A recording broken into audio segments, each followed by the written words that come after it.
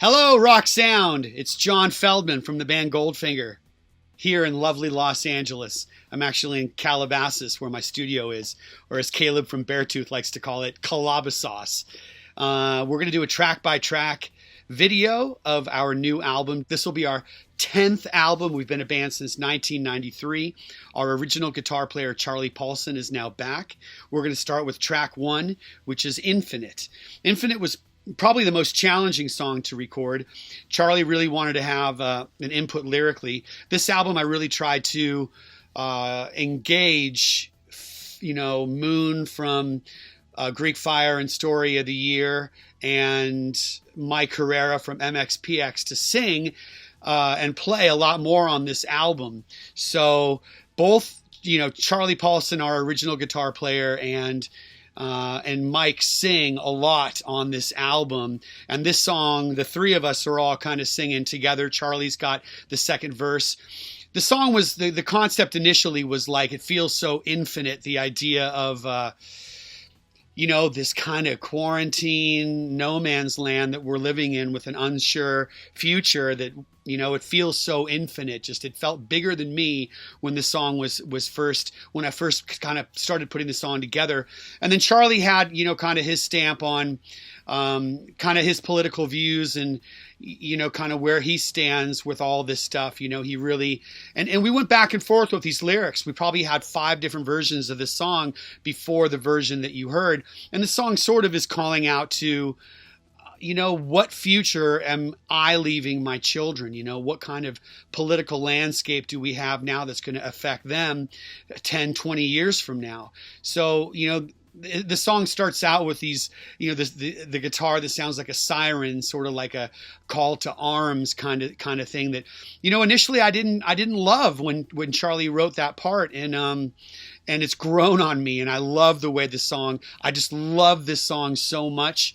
And it's become one of my favorites on this album. We put it as track 1, so it just means a lot. It's definitely like a Bad Religion influenced song, but I don't know. Hope you guys love it. Next up is The City, which is a classic ska punk song. It's sort of the sister song to Get What You Need, or Get What I Need, from the last album, The Knife. It's kind of got that, Mighty Mighty Boss Tones flavor. I wrote it with Nate Albert, who is the guitar player for the Mighty Mighty Boss Tones. He was one of the main writers for that epic ska punk band from the 90s. And he now is the vice president at Warner Brothers. So he's a executive sort of like myself in the music business. He signed The Weeknd. He's just fucking legend, an awesome, awesome human. And he had this riff, boom, doo doo doo doo doo doo doo doo doo doo. It's just, and he sent me a voice memo, and so I left the voice memo in the song. It's like still what you hear in the song. It starts out with him playing an acoustic guitar in his house somewhere, probably in his bedroom, and I just left it in the song, and we just wrote the bass part around that, and the whole song just kind of came together. I really wrote the song about me as a young teenage punk rocker growing up in the Bay Area. Part of it's about meeting this girl Angel, that like kind of the first punk rock girl I'd ever met in my life. I met her at what was that place called? The Wizard's Castle, this like video gallery, back in the 80s, early 80s. And she had like Liberty spikes and bondage pants on. And I was like, holy shit, this is a real punk rock girl. And it's the first one I ever met. And I kind of wrote, the Doc Martens and the plaid miniskirt kind of about her. And then this girl, Kim Pierce, that I dated for a little bit, we went to go see, I think it was GBH. We went to go see at the Edge in Palo Alto, and I wrote, the idea about going to the club and going into the city. I lived in this small town called Saratoga at the time with my parents, and just suburban California, driving into the city, and seeing the Golden Gate Bridge and just seeing the lights of San Francisco.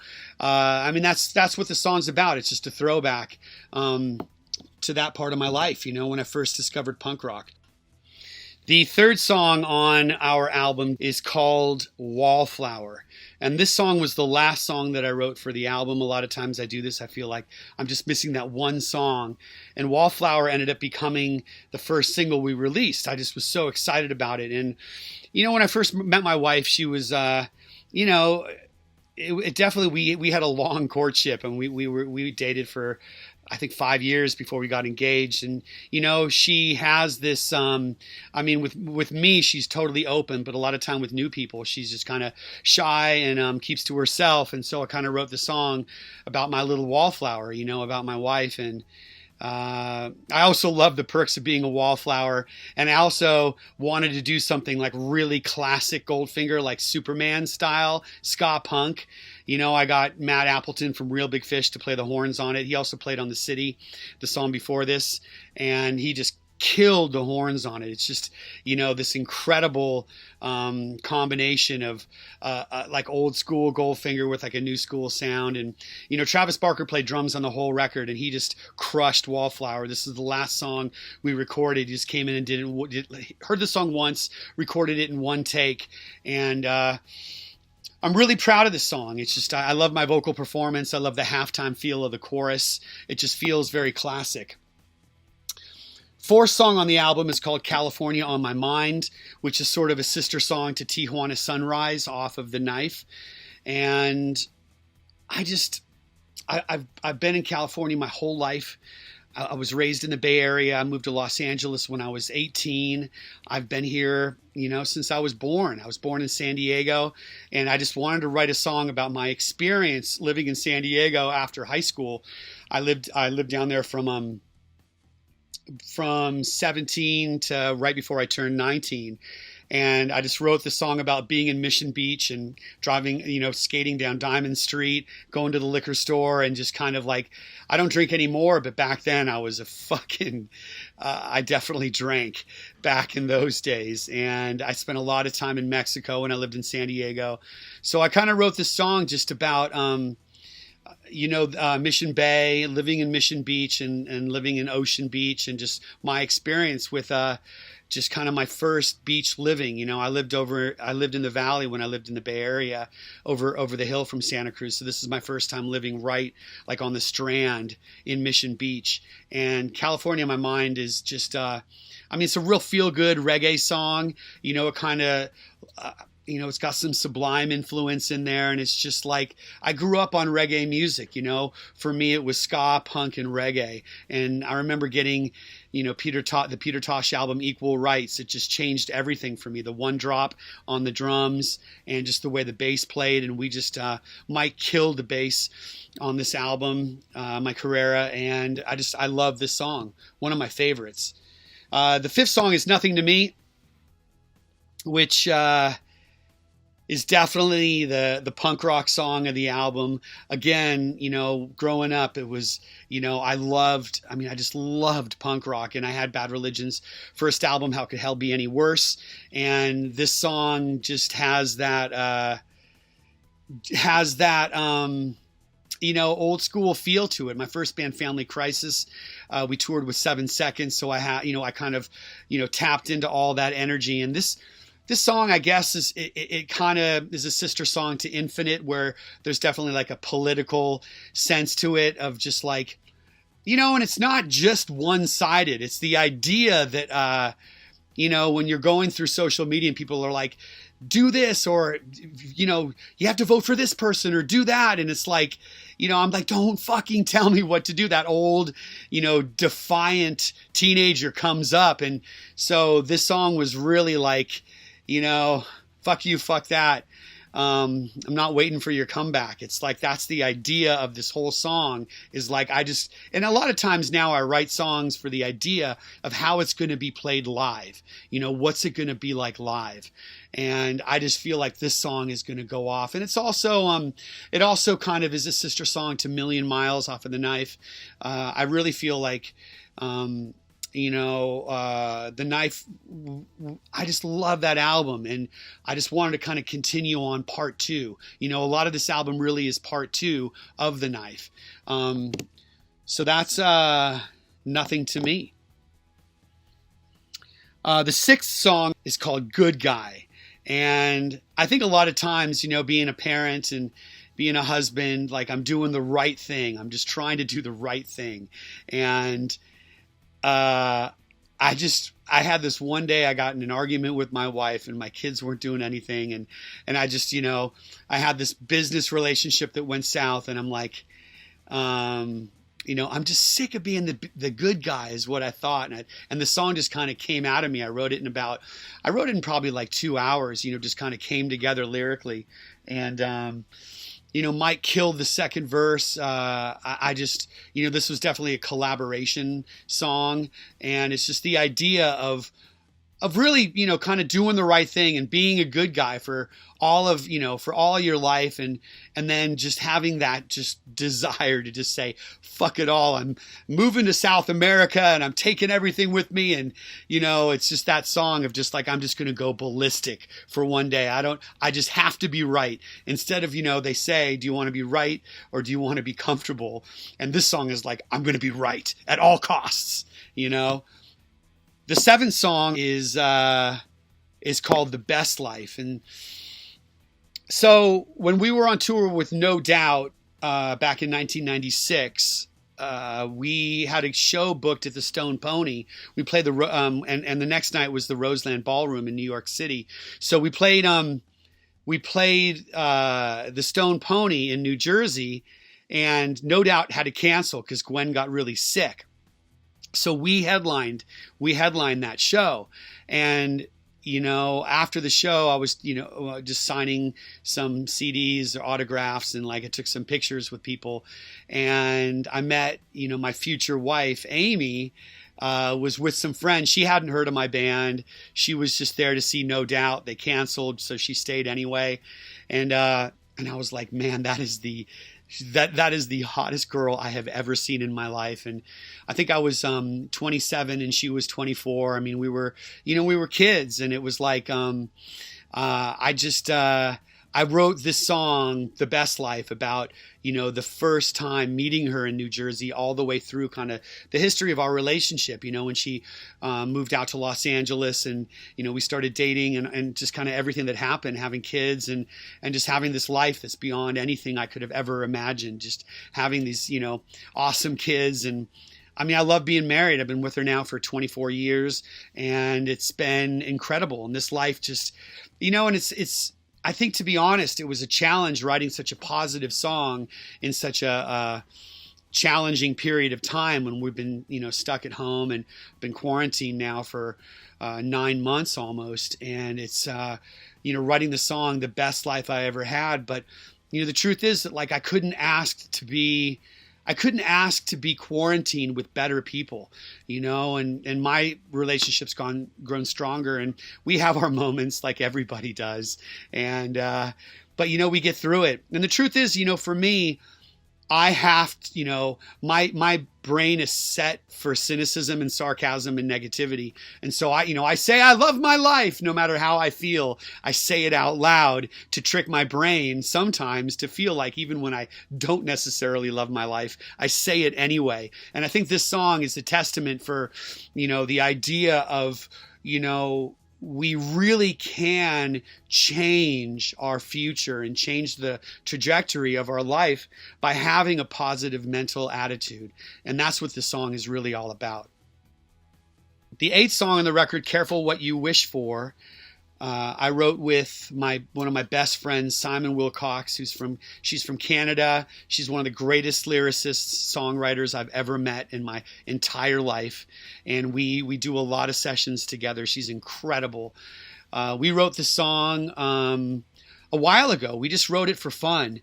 And then when we toured with Save Ferris last in 2019 with Save Ferris and Less Than Jake, Monique and I hung out a lot. We spent a lot of time, just talking life and going out to eat and getting coffee and all that on that tour. And, I really wanted to have a feature with her. So she wrote the second verse, Monique wrote the second verse and sang it. And so this song is it's just really special. It's kind of the idea that, you think that there's some end goal. If only I had this, I'd be okay. I'd be enough. If only I had this much money, this much success, this relationship, then everything would be okay. And it's the idea of getting everything that you want and still feeling like empty, that it's an inside job, that life really is an inside job. It's not, you're not going to get something from out there.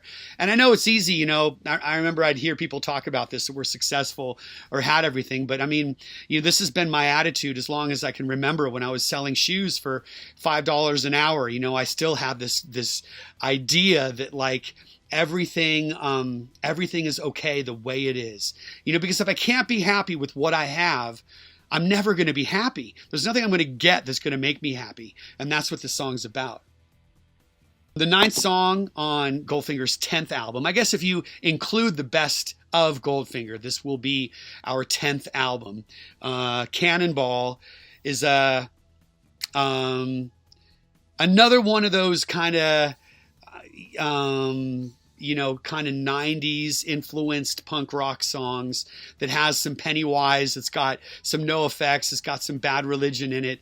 And I think it's the idea that like I was just talking about on The Best Life, where, the only handicap is a bad attitude, right? Cannonball is one of those, it's just written about one of those days where no matter what I do, I can go running, I can meditate, I can pray, I can do all the shit I know how to do to get myself in the best mental space. And this Cannonball just comes and takes me out anyway.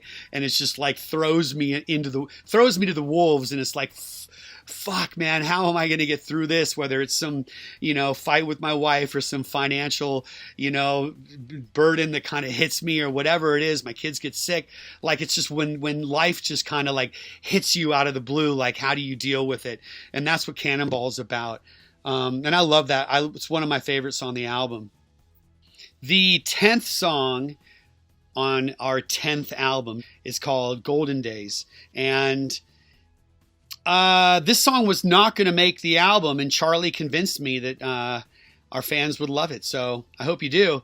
Charlie has this real kind of like the Specials guitar part in the beginning, this Elvis Costello kind of part, which is, the beginning, like the whole catalyst for putting Goldfinger together. I was coming out of being in a really heavy band that was like, suicidal tendencies, meets, I don't know, Motley Crue. We were like very, Red Hot Chili Peppers slapping bass. And I'm like, I needed to be in a band that was focused on songs. And so when I initially put Goldfinger together, I was like, I want to do something like the Specials meets Elvis Costello, Joe Jackson, the Police, with a bunch of Bad Religion in there. And so Golden Days is a, kind of a classic ska reggae song, a real feel-good song. And I think it's the idea that when I talk to all the guys that I grew up with that aren't really in the music business, that are just, doing their life and whatever the careers they have, like the idea that like, all music sucks and new music's terrible. What happened to all the good songs and the good bands? And look, I get it to a certain extent because, most of my favorite bands were shit I listened to when I was in high school. Those are still my favorite bands of all time. So I get it. But there's so much great music that still exists. And it's just like having an open mind to all of it. But I think whatever happened to the Golden Days is like sort of a tip of the hat to all my friends that are just like, fuck modern music, and that whole thing, which, look, like I said, I understand, but, and the idea of like, what do they say? There's a big difference between being childish and childlike, right? And I want to stay childlike. I want to still go skateboarding with my kids. I want to go bike riding. I want to surf. I still want to do that stuff so I can have that, childlike presence, because I work with so many young artists, and it's like, I feel like my mind is still, 18, even though I'm 53. It's just, that's the way that I've always been. And I feel like our stage performance with Goldfinger has always been high energy, and I'm a high energy guy. And so, like what happened to that mentality, whatever happened to the golden days, is sort of the idea of the song. And I love Charlie's guitar part. It really grew on me. In the end, he helped me with the lyrics on this song, and I think it came out amazing. The 11th song is called Dumb, and my kids, I remember the first time I played it for my kids, they're like, you can't say that.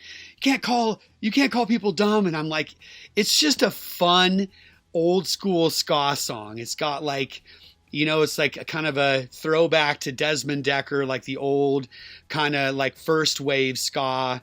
And I don't know, everybody else is dumb except you.